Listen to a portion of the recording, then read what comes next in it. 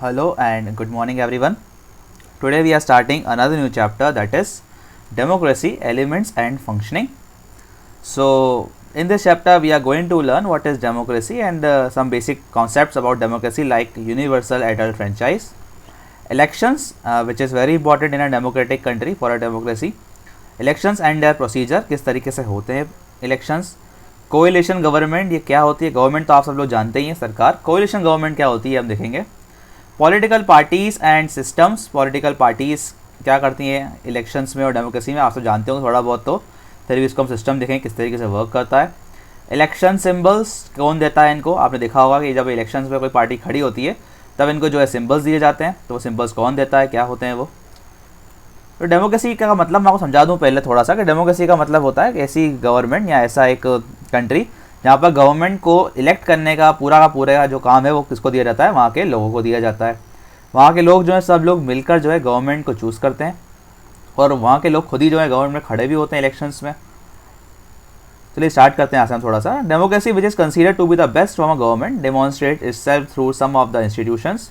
These institutions functions to realise the democratic aspirations of the people. तो ये democratic government को बनाने के लिए और डेमोक्रेसी को चलाने के लिए हमें कुछ चीज़ें करनी पड़ती हैं। एनलाइटेड सिटीजन्स क्या होता है इसका मतलब, in a democracy changes are brought by the collective will of the people and not by the use of force. जब चेंज लाना होता है, गवर्नमेंट को चेंज करना होता है या हमें कुछ नई चीज़ लानी होती है, तब वो सारे के सारे लोग मिलकर उसके लिए आवाज़ उठाते हैं या लोग वोट देते हैं किसी को चूज़ करने के लिए। यहाँ पर फोर्स से कुछ नहीं होता, मतलब ताकत के इस्तेमाल से आप कुछ नहीं कर सकते। To make the right choice and to arrive at the right decision every citizen should be well informed and socially responsive. This does not mean that they should be highly educated और possesses university degrees, but that they should be enlightened enough to make responsible decisions. तो जो इंसान को खड़ा होना election में ज़रूरी नहीं है कि बहुत पढ़ा लिखा हो वो या बहुत ही कोई ऐसा इंसान हो, बस उनके डिसीजंस पे बेस होता है कि किस तरीके के डिसीजन लेते हैं वो कंट्री के लिए, और उन्हीं डिसीजंस के बेस पे कंट्री जो है चलती है। In countries having large populations people can not directly govern themselves, they elect political leaders to represent them in the legislature. तो लोग जो होते हैं, जैसे कंट्री एक इंडिया हो गई जहाँ पॉपुलेशन ज़्यादा बड़ी है, तो वहाँ सारे के सारे लोगों से आप पूछ नहीं सकते कि भैया हम लोग किस तरीके से जो है रूल बनाए, किस तरीके से लॉ बनाए। तो वहाँ पर हम क्या करते हैं, हमारी तरफ से एक इंसान को भेजते हैं गवर्नमेंट में जो हमारे लिए जाके लॉ बनाएगा। Elections are an important part of the democracy. अब किसी इंसान को भेजना है तो उसके लिए आपको इलेक्ट करना पड़ेगा सब लोगों को मिलकर, उसके लिए हम क्या होते हैं, इलेक्शंस होते हैं हमारे यहाँ पर। The party leader presents there party manifesto campaign for public support and convince the voters about the usefulness and suitability of the party proposal.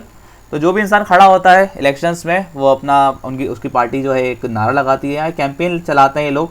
अब देखिए जैसे हम लोग बात करते हैं कोई प्रोडक्ट की, कोई सामान अगर मार्केट में आया तो उसके एड्स होते हैं, एडवर्टाइजमेंट आपको बताया जाता है कि सामान की खासियतें क्या है, अगर आप इसको लेंगे तो वो क्या क्या मिलेगा। वैसे ही जो है एक इलेक्शन में एक इंसान जब खड़ा होता है तो वो भी एडवर्टाइज करवाता है, लोगों के घर घर जाता है, ठीक है, थोड़ा सा चुराव वराव पे अपने वो लगवाता है बैनर्स, जो बताता है कि भैया हम क्या चाहते हैं करना, हम किसके लिए गवर्नमेंट बनाएंगे, अगर हमें पावर दी गई तो पावर के लिए सब कुछ होता है, पावर दी गई तो हम लोग क्या करेंगे, किसके लिए काम करेंगे, इस तरीके से वर्क करती है government. Once elections are over the party will get the majority of votes from the government. If none of the party get a majority the coalition government is form. और जिसको भी मेजॉरिटी मिल जाती है, majority का मतलब क्या हुआ, जिसको 50% से ज़्यादा वोट मिल गए, मोर देन 50%, उसकी गवर्नमेंट बन जाएगी, उसको पावर मिल जाएगी। नहीं होता ऐसा तो फिर बनती है कोएलिशन गवर्नमेंट। देखेंगे हम लोग आगे क्या होता है। Political awareness is concentrated among citizens with more resources and higher thinking ability and this lead to specific form of political inequality। कई बार क्या होता है, कुछ लोग पढ़े लिखे नहीं होते, जिनको इस चीज़ की जानकारी नहीं होती है, उसके कारण क्या होता है थोड़ा सा उनको ये वोटिंग देने में थोड़ा समझ में कम आता है, किसको वोट देना है किसको नहीं वोट देना है। इसलिए आज तक इंडिया में हम लोग देखते हैं कि 60-70% ही वोटिंग का परसेंटेज पहुँच पाता है, 100% नहीं हो पाता। Politically enlightened citizens will be able to judge the performance of government, they make the correct choice of the representatives। और ना ही वोट देना, जबकि वोट भी ऐसे इंसान को देना जो आपके लिए पूरा वर्क करे, आपके लिए डेडिकेटेड हो, आपके लिए काम करे, ऐसे इंसान को चुनना और उसको वोट देना बहुत ज़रूरी होता है। The ruler of the democratic country are elected by the citizens who are eligible to vote, as such the rulers are answerable to the voting public. और जो लोग जो है वोट देते हैं फिर वो लोग सवाल जवाब भी कर सकते हैं अगले इलेक्शन में, भैया आपको पिछली बार वोट दिया था तो आपने इस 5 साल के अंदर क्या किया, या 2 साल 3 साल जो भी इनको मिलते हैं। Sound public opinion, sound public opinion देखिए डेमोक्रेसी में होता ही है। साउंड का मतलब होता है मायने रखाने वाला, पब्लिक ओपिनियन लोगों का जो है ओपिनियन बहुत मायने रखाता है, लोग जिसको चाहेंगे चुनना वही तो मायने रखाएगा इन दी एंड। आगे हम लोग देखते हैं इसमें universal adult franchise. Universal adult franchise क्या होता है इसमें हम देखते हैं। इस वाले टॉपिक्स में कुछ खास बातें हैं नहीं, ठीक है, नॉर्मल सी बातें हैं, हम लोग यहाँ कुछ देखते हैं। यूनिवर्सल एडल्ट फ्रेंचाइज का मतलब होता है, सिंपल सा मतलब मैं समझा दूँ आपको। यूनिवर्सल का मतलब होता है सब लोग, यूनिवर्सल मीन्स सारे के सारे लोग, एवरीवन, और एडल्ट का मतलब होता है सारे adults. Adults in India is more than 18 year, 18 plus जो भी है वो एडल्ट माना जाता है इंडिया में। तो यूनिवर्सल एडल्ट फ्रेंचाइजी, इसका मतलब ये होता है कि जो भी इंसान इंडिया में 18 साल से ऊपर की एज का है, ठीक है, a person who is more than 18 years of age has the right to vote, ठीक है, उसे जो है इक्वल वोट का अधिकार मिलेगा, इक्वली अवेलेबल टू ऑल। उसे कोई भी गवर्नमेंट या कोई भी इंसान मना नहीं कर सकता वोटिंग देने से या वोट डालने से, चाहे वो कोई भी हो, चाहे वो मेल हो, फीमेल हो, पैसे वाला हो, चाहे बहुत गरीब इंसान हो जिसको खाने का पैसा ना हो। ये लिखा हुआ देखिए यहाँ पर, किसी भी कास्ट का, क्लास का, कलर का, रिलीजन और किसी भी सेक्स का इंसान हो सकता है, ठीक है, कोई फर्क नहीं पड़ता उस बात से। In modern democracies any discrimination and modern democratic governments all man and women who have attend the minimum prescribe age are allowed to vote. तो इंडिया में मिनिमम प्रिस्क्राइब एज वोटिंग की जो है वो 18 ईयर्स है। In India all citizens who have attend the age of 18 are given right to vote. No citizen is less than other in respect of the right to vote. कोई citizen किसी से कम ज़्यादा नहीं माना जाता वोटिंग के अधिकार में। आगे देखिए हम इलेक्शंस। तो इलेक्शंस का आपको मतलब पता ही है, election should be held in a fair manner. Election तो बहुत कंपलसरी होते हैं एक पर्टिकुलर डेमोक्रेसी में, क्योंकि आप चुनेंगे कैसे किसी इंसान को। किसी को अगर आपको चूज़ करना है, इलेक्ट करना है, तो आपको उसको इलेक्ट करने के लिए इलेक्शंस करवाने पड़ेंगे। पर देखिए इलेक्शंस भी ऐसा नहीं कि कुछ भी हो रहा है, इलेक्शंस जो होने चाहिए वो फेयर होने चाहिए, चीटिंग नहीं होनी चाहिए इलेक्शंस में, और लोगों को चॉइस होनी चाहिए। मान लीजिए जैसे कि चाइना में चलता है 1 पार्टी सिस्टम, अगर आपको चॉइस ही नहीं है इलेक्शन में तो आप किसको वोट देंगे अगर इंसान ही एक होगा तो।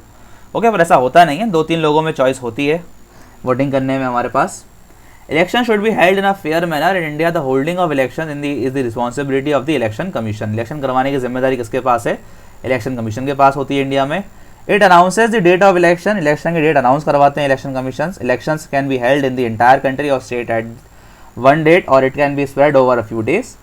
एक दिन या किसी कुछ दिनों में इलेक्शन से कंप्लीट होते हैं इंडिया में। The people who contest the election are called candidate. जो लोग इलेक्शन में खड़े होते हैं उन्हें कैंडिडेट्स बोला जाता है। Individuals who are not from any political party too can become the candidates and contest election. कुछ होती हैं बड़ी बड़ी पॉलिटिकल पार्टीज, जैसे बीजेपी हो गई, कांग्रेस हो गई, जो अपने अपने लोग भेजती हैं कि भाई हमारी तरफ से ये इंसान खड़ा, हमारी तरफ से ये इंसान खड़ा। और कुछ लोग जिनको पॉलिटिकल पार्टी का टिकट नहीं मिलता वो लोग खुद खड़े हो जाते हैं, इंडिविजुअल कैंडिडेट्स बोलते हैं इनको हम लोग। इंडिया में जो है वोटिंग होती थी पहले बैलेट बॉक्सेस में, मतलब बॉक्स होता था, उसके अंदर आपको चिट्ठी दी जाएगी, डाल के आइए नाम लिखकर पार्टी का या इंसान का। और अभी जो है वो हो गई है आपकी EVM machines, okay, electronic voting machines नाम की मशीन हो चुकी है। जाइए बस बटन प्रेस कीजिए और आ जाइए। ठीक, काफ़ी जो है ये टेक्नोलॉजिकली बहुत ही अच्छा सिस्टम हो चुका है अब। Election cannot be free and fair if the following situation exist. अगर कुछ कंडीशन ऐसी होती हैं जिसमें इलेक्शंस को हम डेमोक्रेटिक इलेक्शंस नहीं मान सकते, जैसे कि some sections of the people do not enjoy the right to vote and are left out from the process of choosing representatives। अगर आप किसी एक पर्टिकुलर सेक्शन के लोगों को मना कर दे वोट देने, देखिए मान लीजिए जैसे कि सारे के सारे लोग हैं देश के, अगर हम बोलें कि ग्रीन लोग जो है वोट नहीं देंगे, मतलब बता रहा हूँ कि ये पर्टिकुलर लोग जो हैं किसी कास्ट या क्लास के, किसी कास्ट के वो लोग हैं, ये वोटिंग नहीं देंगे, तो इस तरीके से जो इलेक्शंस होंगे उन्हें हम डेमोक्रेटिक इलेक्शन नहीं बोल सकते। डेमोक्रेटिक इलेक्शन का सिंपल सा मतलब है कि सब लोगों को इक्वल अधिकार हो बोलने का और वोट देने का। Certain individuals और group try to prevent other people from voting by use of force or by threats। ये इंडिया में पहले बहुत होता था, पिक्चर में हम देखते हैं कि कुछ लोग जो ताकत से लोगों को वोटिंग देने जाने नहीं देते, या बोलते हैं कि अगर देना है तो भैया हमारे ही साहब को या हमारे ही पार्टी को देना पड़ेगा। ठीक है, तो ये भी गलत एक सिस्टम है इलेक्शंस में, ये नहीं होना चाहिए। A candidate or a party spreads unjustified and mean humor against some other candidates to discourage people from voting for that candidate। ठीक है, और कभी आपको अफवाहें नहीं फैलानी, ऐसी कुछ बातें नहीं करनी जिससे इलेक्शंस में जो है कुछ गलत बात हो या कुछ गलत हो जाए। Secret ballot. देखिए सीक्रेट बैलेट क्या होता है, सिंपल सी बात है। सीक्रेट बैलेट सीक्रेट आपने सीक्रेसी रखनी पड़ती है आपको कभी भी बताना नहीं होता कि आपने किसको वोट दिया है या किसको आप वोट देकर आए हैं। A method of voting that ensures that all the votes are cast in secret. क्योंकि देखिए पता अगर चल गया, मान लीजिए कि आपने किसी और पार्टी को वोट दिया है और वो आपको मान लीजिए रिश्तेदार हैं या कोई है जिसको आपने वोट नहीं दिया, अपने रिश्तेदार को वोट नहीं दिया, कहीं पर होते हैं लोग, अपने अपनी सबकी चॉइसेस हैं। तब रिश्तेदार तो भैया बोलेगा ना घर आके, यार मेरे को पता है यार तुम मेरे को वोट देके नहीं आया, ऐसा वैसा। इसीलिए जो है वोटिंग जो है वो सीक्रेट तरीके से करवाई जाए, so that the voter is not influenced by any other individual. इसलिए जो है बिल्कुल सीक्रेट तरीके से हो, किसने किसको वोट दिया किसी को पता नहीं चले। ठीक है, पहले ऐसे होता चिट्ठियाँ जो वहीं दी जाती थी वहीं आपको लिख के आना होता था। अभी ईवीएम मशीन के लिए भी आप देखा होगा, आपने कोई ढका हुआ रहता है वो इलाका कोई भी उसको देखता नहीं है कौन किसको वोट दे रहा है। सिंपल मेजॉरिटी सिस्टम जो है वर्क करता है हमारे यहाँ पर लोकसभा और स्टेट लेजिस्लेटिव असेंबली के इलेक्शंस में। इसका सिंपल सा मतलब है कि किसी भी एक पार्टी को या किसी भी एक पर्सन को अगर 50% से अगर एक वोट भी ज़्यादा मिल गया तो वो इंसान को हम बोल देंगे that he has won the election, उसने इलेक्शन जीत लिया है। ओके, इस तरीके से हमारे इंडिया में वोटिंग होती है, इसको हम कहते हैं simple majority system. General elections, by elections and mid term elections ये होते हैं क्या, हम देखते हैं। The term general election is used when elections take place all over the country और in a state to constitute a new legislature. ठीक है, 5 साल अगर किसी पार्टी ने अपने खत्म कर लिए तो फिर से नए इलेक्शंस करवाने हैं कहीं पूरे कंट्री में या किसी पूरे स्टेट्स में, तो उसे हम बोलते हैं जनरल इलेक्शन, जो मतलब हर 5 साल में होते ही हैं। In a by election is held only for one constituency to fill the vacancy caused by death or resignation of the member. अगर मान लीजिए किसी PM, CM या किसी मेंबर की, किसी नेता की, किसी की डेथ हो गई है या उन्होंने जो है अपना पद से इस्तीफा दे दिया, रिजाइन कर दिया है, उससे उन्हीं का ही अगर पद हमें बनना है, उन्हीं के अगर पोस्ट पे किसी का इलेक्शन करवाना है तो उसको हम बोलते हैं बाय इलेक्शंस। मतलब सिर्फ एक पर्टिकुलर सीट पे हो रहा है, 1 या 2 सीट पे, पूरे देश या पूरे स्टेट में नहीं हो रहा। Mid term elections are held much before the scheduled period of 5 years। The president can dissolve the Lok Sabha before the completion of its term of 5 years। अगर 5 साल पूरे करने से पहले सरकार अगर डूब गई या गिर गई या सरकार अगर मेजॉरिटी प्रूफ नहीं कर पाई तो फिर जो इलेक्शंस होते हैं 5 साल के खत्म होने से पहले, उसको हम बोलते हैं मिड टर्म इलेक्शन। कैंपेन में हम बात कर ही चुके हैं कि सब लोग जो है अपने बैनर, होल्डिंग ये सब लगवाते हैं, ठीक है, अपने बारे में बताते हैं कि भैया हम लोग इलेक्शंस में खड़े हो रहे हैं, हमें वोट दीजिए। इसे हम बोलते हैं इलेक्शन कैंपेन। हर पार्टी अपना कैंपेन करती है, हर इंसान अपना कैंपेन करता है। Election manifesto. An election manifesto is a document issued by every party before a general election. It list the party policies and program for the future. तो मतलब फ्यूचर में अगर हमें वोट दिया गया या हमें जो है सिलेक्ट किया गया तो हम क्या क्या करेंगे, इसी हिसाब से जो है लोग अपना एक मतलब पर्चा बनवाते हैं ऐसा कि हम लोग ये करेंगे वो करेंगे, इस तरीके से हमें वोट दीजिए। Procedure of election. प्रोसीजर कैसा होता है इलेक्शंस का, तो देखते हैं हम लोग प्रोसीजर में क्या क्या होता है, स्टेप्स होती है। First of all the entire area, the whole country in the case of Lok Sabha elections and that of a particular state in the case of legislative assembly elections is divided into many constituencies as there are seats. तो देखिए होता क्या है, जैसे मान लीजिए पूरे India में वोटिंग हो रही है, हम मानते हैं कि पूरे इंडिया में लोकसभा की वोटिंग हो रही है, तो पूरे इंडिया को जो है पहले जो है डिवाइड किया जाएगा डिफरेंट सीट्स में या डिफरेंट कॉन्स्टिट्यूएंसीज में। ठीक है, हर कॉन्स्टिट्यूएंसी की जो है पॉपुलेशन लगभग बराबर होनी चाहिए, क्योंकि देखिए अगर हम पूरे इंडिया के लिए करवा रहे हैं तो ऐसा हम लोग कुछ करना तो पड़ेगा ना, कि मतलब इस पर्टिकुलर एरिया के लोग एक इंसान चुनेंगे, इस पर्टिकुलर एरिया के लोग एक इंसान चुनेंगे, ऐसे करते करते पूरा ये लोग इंडिया कवर करते हैं। ठीक है, हर एक एरिया के लोग एक इंसान चुनते हैं और जिस पार्टी की सबसे ज़्यादा इंसान, सबसे ज़्यादा लोग चुनेगा वो पार्टी को बोलेंगे कि वो लोकसभा का इलेक्शन जीतेगी। ओके, यही सिस्टम हमारे स्टेट में भी चलता है। After the segregation of constituency the voter list of each constituency is prepared and published. Voter list को पब्लिश किया जाता है कि कौन कौन इंसान वोट देने आएगा इस साल। The date of election, election की डेट निर्धारित की जाती है, किस डेट को होने वाले election. Filing of nomination paper, कौन कौन इंसान जो है खड़ा होगा इलेक्शन में, वो डिसाइड किया जाता है। And withdrawals by the fixed by the election commission. Any person who wants to fight the election can file his nomination papers by the due date. His name must be there in the voters list and he should be eligible to fight election. तो इंसान का नाम जो voter list में भी होना चाहिए, क्योंकि यार वोटर लिस्ट में नाम नहीं होगा उसका तो इंसान फिर इलेक्शन में खड़ा नहीं हो सकता। ओके, इलेक्शन में खड़ा होना है फिर उसको अपना नॉमिनेशन भरना है कि हाँ भैया मैं जो है इलेक्शन में कैंडिडेट की तरह खड़ा होने वाला हूँ। Every candidate has to deposit some security, को सिक्योरिटी डिपॉजिट करवानी पड़ती है, जैसे कि if you are standing for Lok Sabha election you have to give 25,000 rupees, और अगर आप स्टेट के इलेक्शन में खड़े हो रहे हैं तो 10,000 रुपये आपको जमा करवाने पड़ते हैं, along with nomination papers. A date is fix for the study of all the nomination papers. If the nomination paper of any candidate are found to be not in order they are rejected. Papers भरे जाते हैं, मतलब property बताते हैं ये लोग अपनी, यानी कि केसेस क्या क्या चल रहे हैं इनके कोर्ट में, वो सब आपको बताना पड़ता है यहाँ पर। अगर वो गलत साबित कर देते हैं, इलेक्शन कमीशन बोलता है कि इंसान नहीं काबिल नहीं है इलेक्शन में खड़े होने के, यहाँ बहुत क्रिमिनल रिकॉर्ड ज़्यादा है इसके, तो इस इंसान को जो है नॉमिनेशन कैंसिल कर दिया जाता है। The next stage in the election is the election campaign. फिर होता है इलेक्शन कैंपेन। इलेक्शन कैंपेन चलता है जो कि इलेक्शन की डेट से 2 दिन पहले बंद हो जाता है, कि 2 दिन पहले आप फिर इलेक्शन कैंपेन नहीं कर सकते, क्योंकि 2 दिन पहले 2 दिन लगते हैं इलेक्शन कमीशन को जांच पड़ताल करने में कि किसी ने पैसे तो नहीं खिलाया किसी को, या कोई किसी को फोर्स तो नहीं कर रहा, तो 2 दिन में जो है पूरा सिक्योरिटी के प्रबंध कर लिए जाते हैं इलेक्शन से पहले। इन the case they indulge in any of the above practices, अगर कोई इंसान किसी को पैसा खिलाता हुआ या कई गवर्नमेंट रिसोर्सेज को यूज़ करता हुआ मिलता है इलेक्शन कैंपेन जीतने के लिए या इलेक्शन जीतने के लिए, तो उसे जो है फिर निकाल दिया जाता है, उसका नॉमिनेशन कैंसिल कर दिया जाता है। In addition to all the laws, all the political parties in the country have agreed to a model code of conduct for the election campaign. This include model code of conduct लग जाता है फिर, जिसको हम बोलते हैं आचार संहिता, कि आप क्या क्या चीज़ें नहीं कर सकते, 2 दिन में आप क्या क्या नहीं कर सकते। Any place of worship should not be called for election propaganda. आप अपने इलेक्शन कैंपेन में कभी भी किसी धर्म के बारे में बात नहीं कर सकते कि हम हिंदू हैं या हम मुस्लिम हैं तो भैया हमें सारे मुसलमान वोट दें, हमसे मुसलमानों के लिए काम करना है, ऐसा आप बिल्कुल भी नहीं बोल सकते अपने कैंपेन में। Criticism of the opposing candidate shall be limited to their policies. अगर किसी का आपको क्रिटिसिज्म करना है या किसी सामने वाले पार्टी का आपको जो है मना करना है कि इसको वोट ना दें, तो आप किसी पर्सनल मैटर को नहीं बोल सकते, उसकी पॉलिसीज़ के बारे में आप गलत बोलिए, उसकी पॉलिसी बेकार है, हमारी अच्छी, हमें वोट दें। The government official transport like car, vehicle, machine and aircraft and personal shall not be used by the government official. तो गवर्नमेंट की गाड़ियाँ, गवर्नमेंट के विमान या गवर्नमेंट का कोई भी प्रॉपर्टी आप यूज़ नहीं कर सकते अपने कैंपेन के लिए। आगे बात करते हैं इस पर। On the date fix earlier voting takes place, फिर जिस तारीख को वोटिंग डिसाइड होती है उस दिन वोटिंग को जो है करवाया जाता है। फॉर वोटिंग इलेक्शन बूथ जो है होते हैं उनको सिलेक्ट किया जाता है, कहाँ कहाँ पर किस किस एरिया में होगा, ईवीएम मशीन को जो है पहुँचा दिया जाता है और इस मशीन के ऊपर जो है वो नाम की पर्ची लगा दी जाती है लोगों की, कौन कौन खड़ा हो रहा है, किस किस नाम से लोग खड़े हो रहा है। After the voting is over the ballot boxes और द ईवीएम आर सील्ड, और इलेक्शन खत्म होने के बाद उन ईवीएम मशीन्स को लिया जाता है और उनको ले जाया जाता है उनको कि भैया ठीक है इंसान ने वोट दे दिया। If any candidate feels that election in his constituency has not been held properly he can objection against it.